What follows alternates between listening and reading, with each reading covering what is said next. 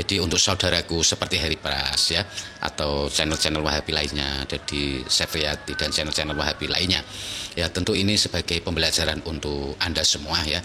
Bagaimana sebelum Anda menganggap ini sebuah keburukan, ini kejelekan, Anda teliti dulu ya, Anda teliti dulu kebenarannya. Karena kalau Anda melakukan hal semacam itu tanpa sebuah dasar, hanya berdasarkan prasangka buruk kalian ya, ini hanya akan membuat umat semakin tersesat. Umat yang tidak tahu, umat yang masih lugu ini akan mudah sekali percaya dengan apa yang kalian omongkan. Padahal yang sesungguhnya kebenarannya tidak sebagaimana yang kalian sampaikan itu ya. Yang jelas masih banyak hal-hal yang belum kalian pahami dari ajaran agama Islam. Karena itulah jangan asal tuduh, jangan asal menjustis, jangan asal menganggap orang itu sesat dan misalkan ada sebuah hadis dari ustadz Anda atau pendapat dari kelompok Anda ini mengatakan salah, cobalah Anda tengok juga pendapat dari kelompok yang lain selain Anda.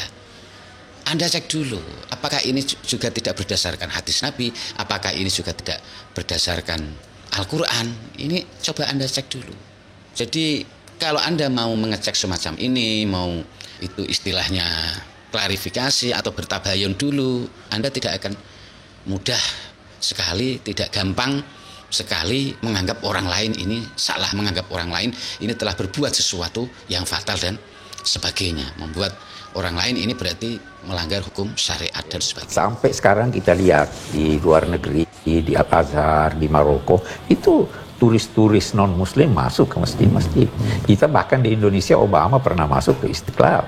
Nah, kalau kita kembali ke zaman Nabi, pernah ada delegasi umat Nasrani yang datang ke Madinah dan masuk ke masjid Nabi berdiskusi, bahkan diperkenankan oleh Nabi melakukan kebaktian di dalam masjid. Itu juga sebabnya umat Islam boleh kalau mau salat di gereja. Muslim masuk masjid, ini mesti hati-hati Ustadz zaman sekarang. Saya pun takut video yang lama-lama itu di-upload, dirobah. Karena ini dulu-dulu saya selalu mengatakan perempuan, orang kafir masuk masjid tak apa-apa. Karena Nabi menyambut Kristen Najran di Masjid Nabawi. Boleh non-muslim masuk masjid, tak jadi masalah. Boleh orang non-muslim masuk ke masjid. Boleh. Ini tidak ada larangan masalah itu. Yang penting dia tidak berbuat keonaran ya. Kok bisa Ustaz? Mana dalilnya? Di zaman Nabi SAW banyak orang-orang non-muslim datang ke masjid. Akhirnya mereka syahadat, gitu kan? Bahkan ada yang tidak syahadat, seperti kasus datangnya pendeta-pendeta dari Najran yang keluar hukum mubahalah, ya. Jadi mereka Nabi SAW surati di Najran ini wilayah orang-orang Nasrani semua. Dipanggil oleh Nabi SAW. Ya, dia masuk Islam, mereka nolak dan mereka utus pendeta-pendetanya datang ke Madinah. Begitu datang ke Madinah, Nabi SAW sambut di masjid, masih non-muslim. Ustadz Wahabi sendiri saja membolehkan ya. Iya, Ustadz. Ini sebenarnya Heri Pras, Dodi Sefriati, oleh Muslim ini dapat, ini kayaknya inisiatif mereka sendiri ya, dengan kebodohan mereka. Mereka dengan kebodohan tapi dengan fanatik. Fanatik itu bagus, fanatik pada agama, tapi jangan disertai dengan kebodohan gitu loh. Assalamualaikum warahmatullahi wabarakatuh. Bismillahirrahmanirrahim. Alhamdulillahirabbil alamin wa bihi nasta'inu ala umuri dunya waddin. Wassalatu wassalamu ala asyrafil anbiya'i wal mursalin sayyidina wa maulana Muhammadin wa ala alihi washabbihi ajmain, amma ba'd. Para pemirsa sebangsa dan setanah air dimanapun Anda berada yang berbahagia, terima kasih Anda semua masih bersama dengan saya Nur Rahmat Asmawi di Nurmas Channel. Pada kesempatan yang berbahagia ini saya akan menampilkan sebuah video dari channel YouTube-nya Mr. Quds ya. Video ini menarik untuk saya tampilkan di sini karena sedang membahas tentang yang ini lagi rame dibahas, yaitu masuknya non-muslim ke masjid, para biksu masuk ke masjid. Nah, ini kan kemudian ditanggapi oleh berbagai channel YouTube ya, terutama channel-channel YouTube dari kalangan Wahabi yang sudah kita tahu, yaitu diantaranya adalah channelnya si Heri Pras, Dodi Sefriati ya, ada Our Muslim dan sebagainya yang sudah membahas itu, apa yang sedang mereka bahas, apa yang sedang mereka cibir, cemooh, dijawab dengan jelas dari channel Mr. Quds ini. Ya, tentu ini menarik sekali dari penjelasan itu.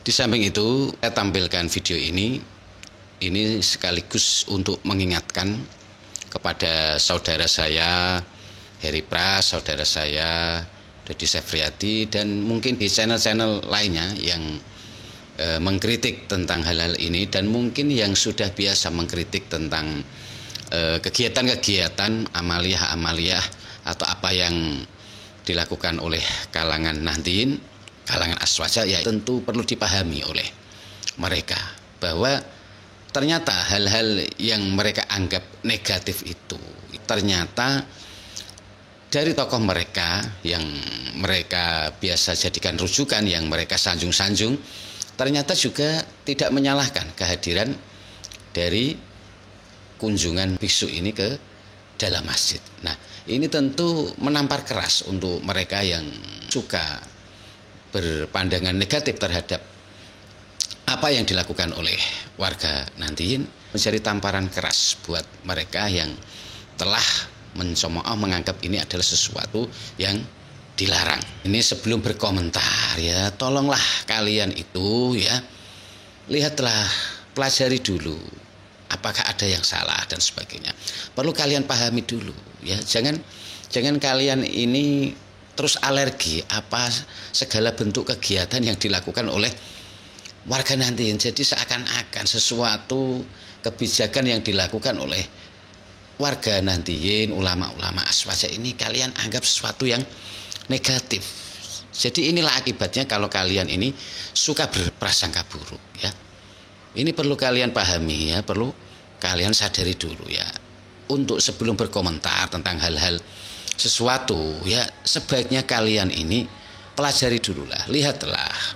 Ya seperti kita lihat channel-channel Wahabi ini yang selalu mengkritik apa-apa yang dilakukan oleh ulama-ulama NU ya, kegiatan-kegiatan atau siapapun itu ya, tentu kalian harus mengkoreksi dulu ya, dicek dulu lah.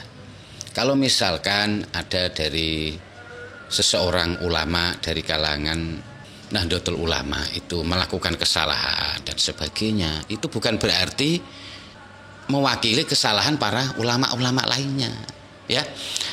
Terus ini kemudian seperti dibiarkan dan sebagainya, itu salah besar ya saudaraku.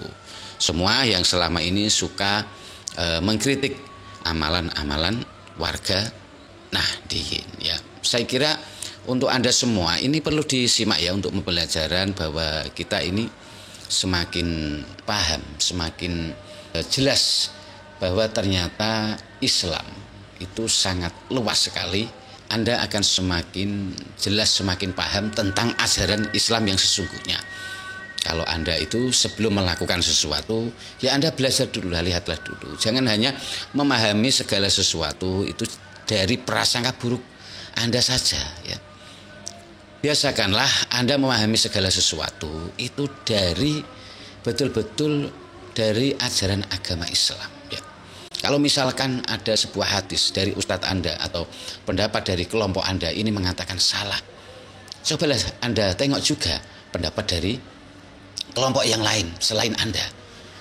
Anda cek dulu, apakah ini juga tidak berdasarkan hadis Nabi, apakah ini juga tidak berdasarkan Al-Quran. Ini coba Anda cek dulu.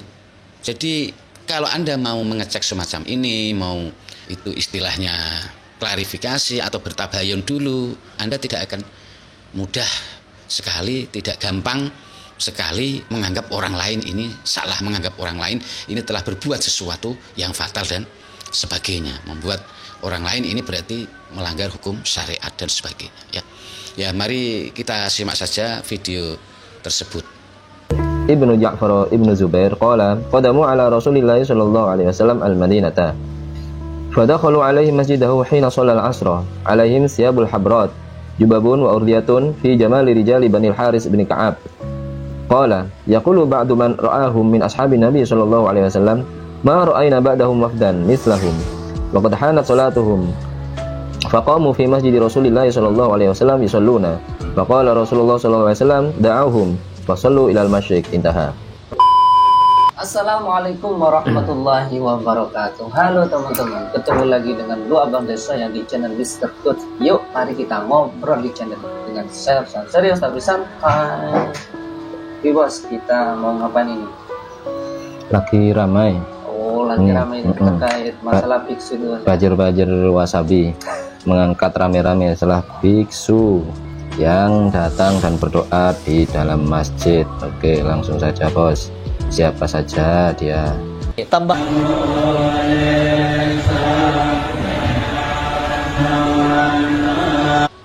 Ini dari Hari Pras mengangkat itu, kemudian oleh Muslim. Beribadah di dalam masjid kaum muslimin. Hah? Coba kaum muslimin didampingi dengan orang-orang yang ya kalau dandanannya ya Islam ya, pakai jilbab yang perempuan, yang laki-laki. Ya jelas ya, ini masjid teman-teman ya. Ya, itu tadi cuplikan-cuplikan video-video pembodohan ya. Jadi bajir-bajir ini nggak mau orang Islam itu mengetahui hukum Islam secara lengkap, itu nggak mau. Mereka tetap semangat menyebarkan kebodohan kepada kaum muslimin ya. Iya, soalnya terkait masuknya seorang non muslim ke masjid itu kan ikhtilaf. Iya. Perbedaan pendapat. Ada yang membolehkan, ada yang tidak. Iya. Tapi kelompok yang sebelah ini hanya satu saja, mengambil satu nggak lengkap. Oke, paling tidak mereka tidak mau mencari beritanya ya teman-teman ya. Oke, ini kita baca beritanya. Rombongan biksu tudong sempat istirahat di serambi Masjid Baitur Rahman Bengkal, Kecamatan Keranggan, Kabupaten Temanggung, Minggu. Ya. Kedatangan biksu disambut takmir masjid dan kepala desa Bangkal. Sudah disambut loh ya sama takmir masjid dan kepala desa. Oke. Sebagai informasi, lokasi masjid ini berada di pinggir Jalan Raya Magelang. Oke. Sudah minta izin bos itu. Ya, pasti makanya Ketua Takmir Masjid Baitur Rahman, yaitu Fatur Rahman mengatakan awalnya mengetahui jika ada perjalanan biksu tudong mau ke Candi Borobudur untuk mengikuti Waisak. Kemudian panitia tudong di Temanggung menyampaikan surat untuk meminta izin beristirahat. Meminta izin bos ya. Kemudian katanya takmir ini, kami terus berembuk dengan takmir lain diperbolehkan untuk menyambut tamu, mempersiapkan segalanya. Intinya hanya untuk istirahat ya. Tapi kami yang merasa kedatangan ya tetap menyediakan minum dan snack secukupnya. Bagus, ini bagus. Ya. Minuman yang disediakan adalah kopi, dawet, soda maupun minum suplemen lainnya ya. Untuk minuman suplemen tersebut merupakan dari donatur. Dari pihak masjid hanya menyediakan kopi sama dawet saja bos, sama snack. Kalau minumannya dari masjid, kopi, teh dan dawet bos. Ya. Kalau untuk suplemen itu dari pihak donatur. Oke. Setelah mendapatkan penyambutan dari takmir masjid, para biksu tudong menyampaikan terima kasih. Kemudian sebelum meninggalkan masjid sempat mendoakan untuk warga Bengkal. Jadi yang di dalam masjid itu para biksu itu mendoakan warga Bengkal. Masyarakat yang di situ Mas ya. Ya, masyarakat di situ. Ini sebagian dari dakwah teman-teman ya. Sebenarnya ini sebagian dari dakwah. Dakwah kita kepada non muslim ya seperti ini ya. Sekarang ini eranya kan era sekarang ini bos, saling berlomba-lomba memperkenalkan nama baik agama kita ini bos ya. Sekarang eranya dakwahnya seperti itu teman-teman ya. Jadi kita harus berdakwah juga dengan seperti itu. Oke. Harus dengan lembut bos ya. Ya. Oke, ini sudah cukup lah bos. Ini sebenarnya mereka datang bos ya, meminta izin untuk beristirahat dan dipersilahkan. Ya. Mereka mendoakan warga setempat di dalam masjid, nggak masalah teman-teman ya, nggak masalah. Bukan urusan ibadah. Ya, ya doa juga ibadah bos, cuma nggak masalah juga bos. Kan hanya doakan juga ibadah bos ya, nggak masalah teman-teman ya. Oke, mungkin kita akan sepil pendapat ulama kita ya bos ya. Oke. Bagaimana pendapat mereka bos tentang hal tersebut bos ya. Sampai sekarang kita lihat di luar negeri, di Al-Azhar, di Maroko, itu turis-turis non-muslim masuk ke masjid-masjid. Kita bahkan di Indonesia, Obama pernah masuk ke Istiqlal. Nah, kalau kita kembali ke zaman Nabi, pernah ada delegasi umat Nasrani yang datang ke Madinah dan masuk ke masjid Nabi berdiskusi, bahkan diperkenankan oleh Nabi melakukan kebaktian di dalam masjid. Itu juga sebabnya umat Islam boleh kalau mau salat di gereja. Muslim masuk masjid, ini mesti hati-hati Ustadz zaman sekarang. Saya pun takut video yang lama-lama itu di-upload, dirobah. Karena ini dulu-dulu saya selalu mengatakan perempuan, orang kafir masuk masjid tak apa-apa. Karena Nabi menyambut Kristen Najran di Masjid Nabawi. Boleh non-muslim masuk masjid, tak jadi masalah. Yang jadi masalah fatwa ini nanti dipelintir sehingga membenarkan orang kafir untuk kampanye dalam masjid. Hukum asli orang kafir masuk masjid boleh. Untuk Dr. Quraisy Shihab memperbolehkan bos ya. Iya. Bahkan orang non muslim juga masuk ke gereja, masuk kemanapun nggak masalah, boleh sesuai dengan hadis Nabi lah bos ya. Untuk Ustadz Abdul Somad ini lebih ditafsir ya, ditafsir lagi, diperinci. Hukum asalnya boleh bos ya. Cuma jika untuk mereka berkampanye, maksudnya untuk berdakwah, mereka di masjid berdakwah ya nggak boleh bos ya. Itu saja bos. Oke. Boleh orang non muslim masuk ke masjid, boleh. Ini tidak ada larangan masalah itu. Yang penting dia tidak berbuat keonaran ya.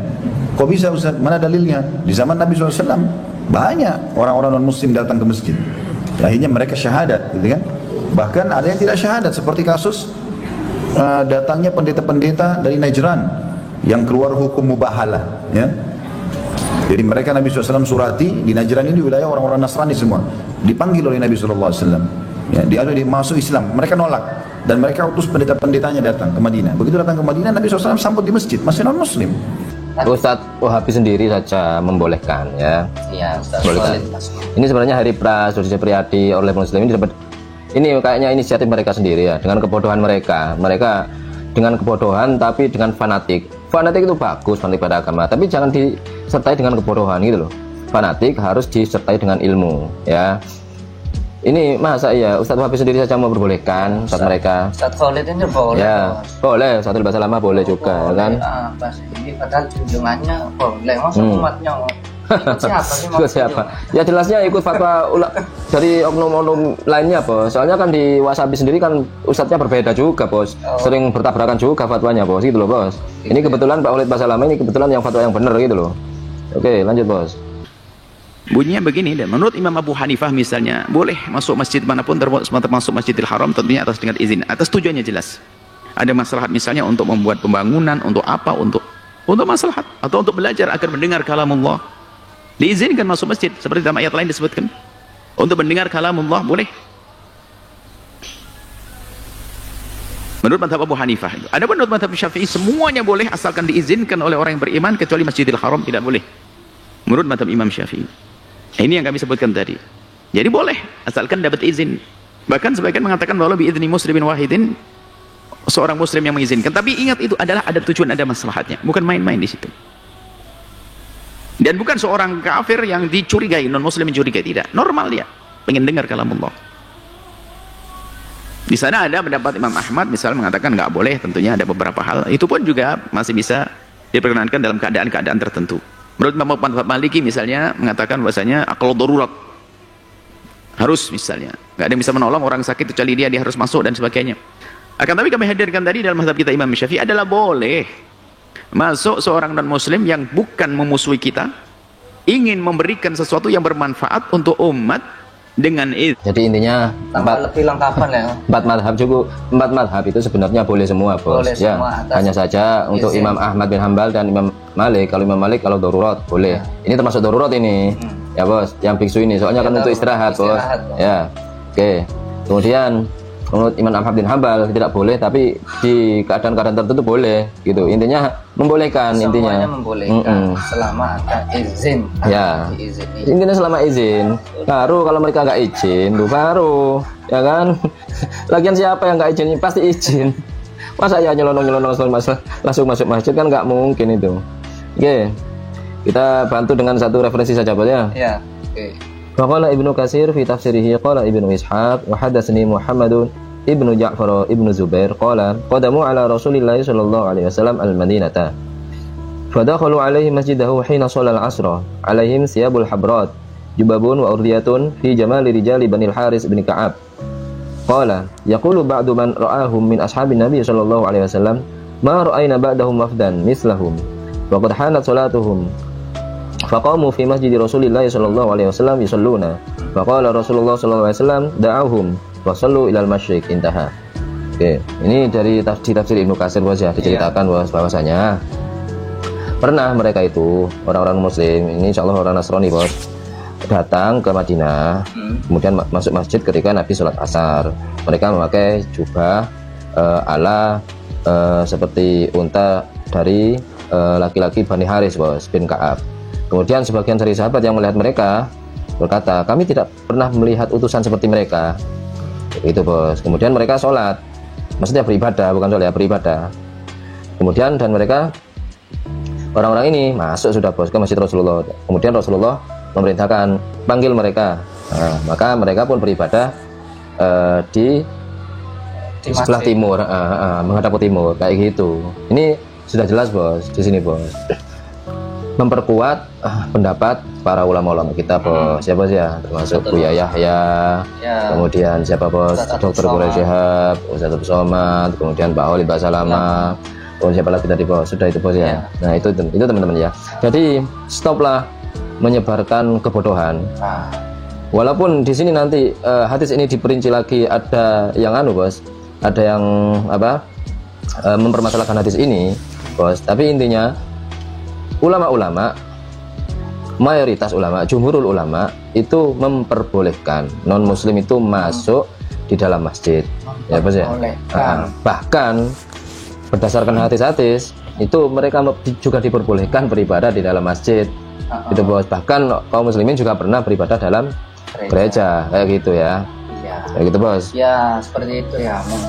Ya sekarang saya monggo YouTuber wasabi, ayo ngaji. Namanya ngaji itu kan memahami hadis sama nas, menganalisis. Bukan ngajinya itu menyalahkan.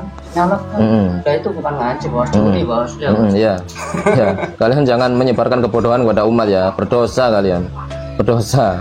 Ya kan. Jika mas khilaf terserah. Nah, gitu loh. Jika khilaf oke lah. Ada khilaf mungkin bos ya. Ada oke. Tapi sampaikan itu khilaf ya. Jangan kalian berstatement bahwasanya kalian adalah kebenaran tunggal. Itu salah fatal kalau kalian kebenaran tunggal, bos ya. Betul bos. Mungkin itu obrolan kali ini mudah-mudahan bermanfaat. Mudah-mudahan menjadi amal jariah kita bos di akhirat bos. Bila bos ya. Amin. Assalamualaikum warahmatullahi wabarakatuh. Waalaikumsalam.